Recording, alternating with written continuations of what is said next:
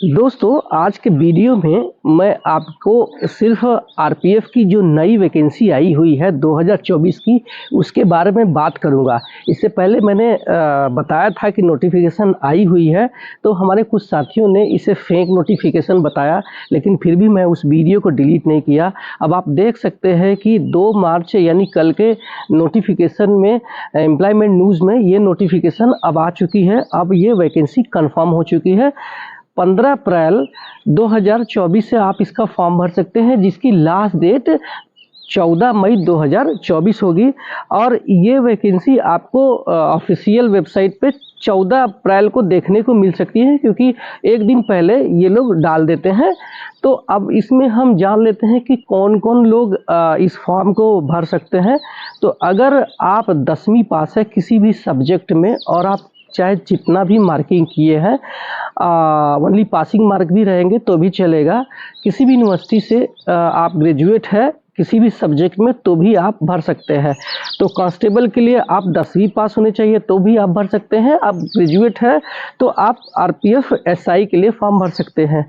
Constable के as की बात कर लूँ तो एज जो है इसमें 18 से 28 साल दिया हुआ है। और आरपीएफ एसआई की बात कर लें तो इनकी जो एज है वो 20 साल से 28 साल के बीच में होना चाहिए। कोरोना पेंडेमिक के कारण इन्होंने 3 साल का एज रिलैक्सेशन दिया है। और इस एज में एससी एसटी के लिए 5 साल की छूट है और ओबीसी के लिए 3 साल की छूट है। इस वैकेंसी में ये टोटल जो वैकेंसी है वो मैं बता देता हूँ। ये टोटल वैकेंसी 4660 वैकेंसी है, जिसमें आपका 4208 वैकेंसी कांस्टेबल के लिए है। बाकी जो वैकेंसी है वो आरपीएफ एसआई के लिए वैकेंसी है। ठीक है, अब हम इसकी हाइट की बात कर लें तो ये जो हाइट है ये जनरल और ओबीसी कैंडिडेट के लिए मेल के लिए 165 सेंटीमीटर से कम नहीं होना चाहिए, ज़्यादा होने चाहिए।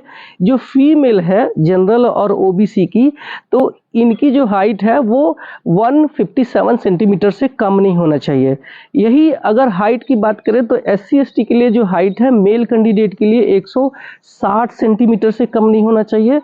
और फीमेल कैंडिडेट है तो उनकी जो हाइट है वो 152 सेंटीमीटर से कम नहीं होने चाहिए। ठीक है, अब हम चेस्ट का मेजरमेंट ले लेते हैं। तो ये चेस्ट मेजरमेंट सिर्फ और सिर्फ मेल के लिए है, महिलाओं के लिए ये नहीं है।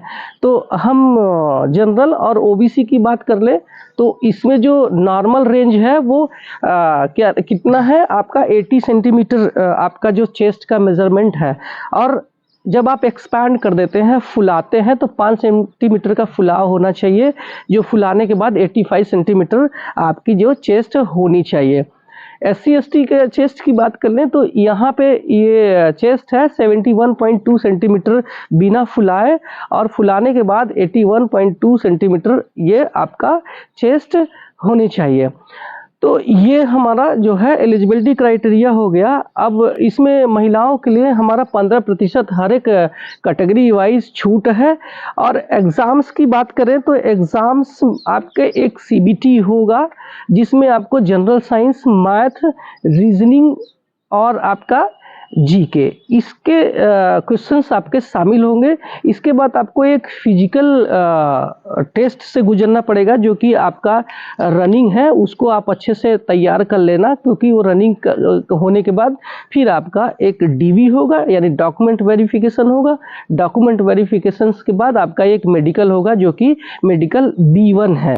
ठीक है, तो B1 पास होना चाहिए। B1 आप मेडिकल होने के बाद जैसे ही मेडिकल हो जाएगा तो आपको ट्रेनिंग सेंटर में भेज दिया जाएगा, और आप ट्रेनिंग के बाद में आपको किसी भी स्टेशन पे आप पीएफ एसआई और आरपीएफ कांस्टेबल के रूप में आपको पोस्टिंग दे दिया जाएगा।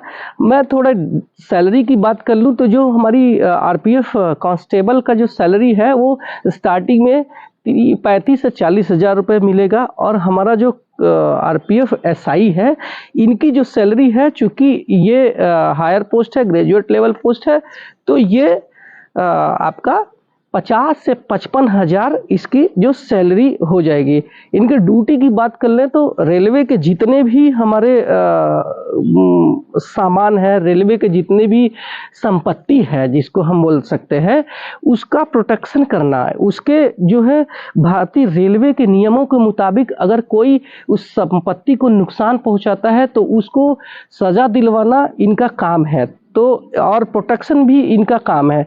तो आप देख सकते हैं कि ये इनका जो है काम है। तो आप भी इस जो वैकेंसी आई है 2024 की, इसको फॉर्म भर के आप अपना स्टडी जारी रख करके आप जो है इस एग्ज़ाम को पास करके आरपीएफ बन सकते हैं।